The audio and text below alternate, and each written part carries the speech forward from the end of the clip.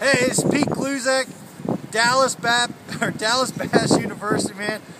I'm stuck in Boston. I can't be there with you guys. I'm sure you wish you were here with me. We're supposed to get 3 feet of snow here. It's a blizzard of a lifetime. The Logan Boston Airport is shut down, so I'm not able to get there. I want to thank Dave Mansu for being there. He's going to be talking about the Senko. He's going to be talking about chatterbaits. He's going to be handling my topics. And he's a fantastic angler. He's won on the highest level. And I'm awful thankful he's going to be there. And he lives on Toledo Bend, so he's going to be talking about Texas fishing too. I can't be there. We're having a blizzard. I'm sorry I can't make it, but I look forward to seeing you guys real soon. I hope all of you guys are cheering for me in the Bassmaster Classic coming up in Oklahoma. I hope to see you guys there. I hope you have a great time this weekend.